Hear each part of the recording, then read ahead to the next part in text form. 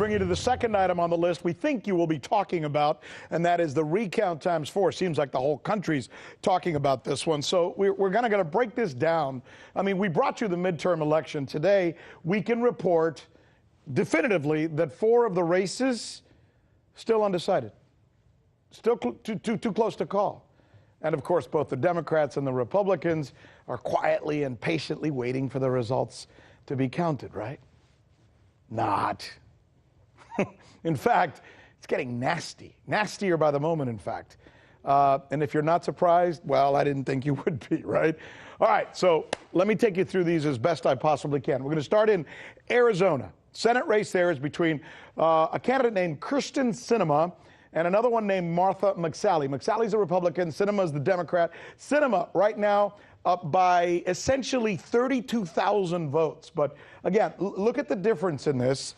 49.5 for Sinema and 48 for McSally. Remember, before this was really even a little closer. So what's going on right now is in Maricopa County, Sinema has been pulling away somewhat. Still, though, 100,000 more votes that need to be counted. Switch me over to Georgia. Let's go to Georgia. Okay, here's Georgia.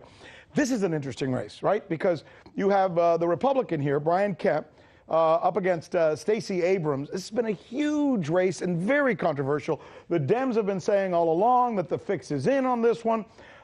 It looks like there would be a runoff if no one has 50% of the vote or more. Pardon me, I misspoke. They need to have more than 50% of the vote. So right now, you see he's got 50.2.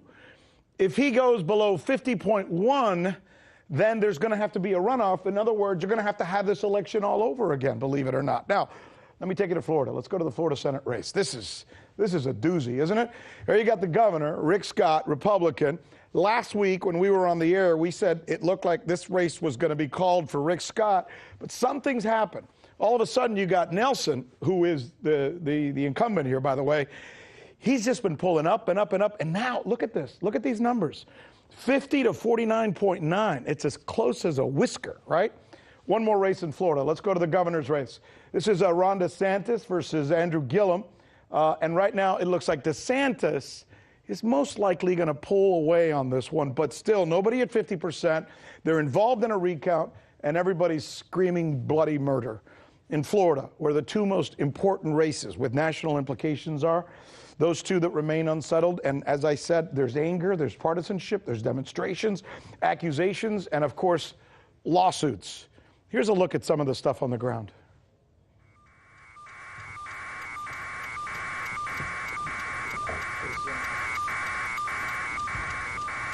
These are protests you're looking at right now. They've been going on all day at the Broward Election Center. Broward County, as you know, is generally the Fort Lauderdale area, just there above Miami. A lot of criticism and speculation about a woman there named Brenda Snipes. She's the election center supervisor in Broward, and they've seen a lot of mistakes, and of course the whole thing is just heightened. My next guest wrote this morning while describing this situation, quote, these are his words, by the way, "The worst voting system in the world. Lionel is his name. Being quiet is not his game." He joins us now to bring us up to date on what's going on. Boy, what's going on in our country with this election again, Lionel? Rick, there's a wonderful phrase that someone said, and it's been attributed to a lot of people, but it says, it's not the people who vote that count, but the people who count the votes. and this is, I'm a second-generation Floridian, and I say I'm from Florida, not Florida, Florida. Me too. And we were the people that gave you, during the years of Catherine Harris, the hanging Chad, the dimpled Chad, the butterfly vote. Let me show you something right now. Believe it or not, there's something called Occam's razor, Rick, that always says, go for the simplest answer. Yeah. People look at Snipes and they're saying, she's part of the deep state or something. I always go for plain old incompetence. Do you know who appointed her? Agree. Jeb Bush. Yeah. Jeb Bush appointed her to replace another supervisor of elections official who was having her own problems. Do you know that Nelson, Now, this is the beautiful part. Nelson's name was at the bottom of the ballot. Oh, I saw it. Not at the top. Yeah, it was so confusing. Most people missed it. They didn't even know what it was. And by the way, I was on the plane, speaking of that, I was on the plane coming back from Miami today, and I made some notes about oh, here it is. I found it. Sorry. Hold on. Look what I was just writing down ideas that I thought you would like when I was thinking about you this morning. By the way, I was emailing you on the plane. We can order a movie in seconds. We can make $1 million trade in a second, half a second. We can order breakfast, lunch, and dinner. We can order a driver without paper or credit cards. We can sign a contract, watch a movie, buy tickets to a ball game, a concert, an event. Everything is easy except voting. Why can't we figure out something that works? Rick, we can map the genome. I mean, we're not talking. So all we have to do is this. You vote here, you take the vote, and by the way, let me tell you something else. 67 counties in the state of Florida, in the panhandle, ravaged by hurricanes, destitute, people still trying their best. They got it done in a half an hour. 67 counties. But here's the best part.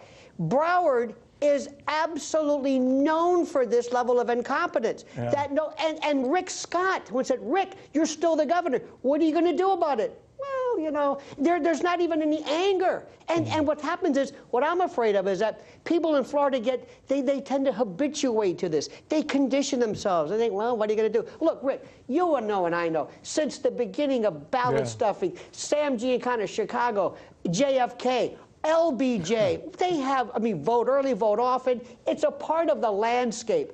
But even people in countries that had the purple thumb, it's actually better than this. And it's an embarrassment. Because, Rick, this is the franchise. This is what the Republic is all about. If we can't count on the vote, what do we count on? Why can't we, though, figure, and this really, I mean, I'm very serious about this.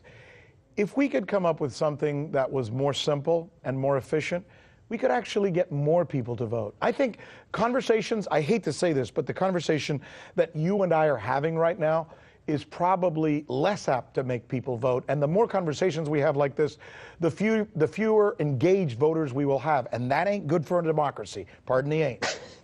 So what you're saying is, if we continue our discussion, we're going to do more to ravage the future of our democracy and our republic than if you and I decide to talk about something else. I like those odds. So what we're saying is, by discussing this, we're actually unraveling the fabric, the tapestry of this Grammy Prize. Look, the but don't get me wrong. But listen, one of the credos on this show and here on RT is we need to talk about the tough things that nobody else is talking about. So a screwed up electoral system is one of the topics we have to put on that list.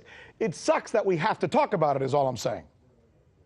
It is, and I hope that by conversations like this, we'll get to the bottom of this.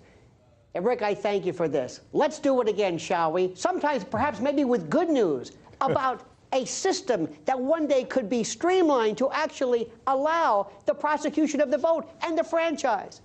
I wish. Just know that the only person I talked about this morning when I was thinking about this crazy situation that we're all undergoing right now was you.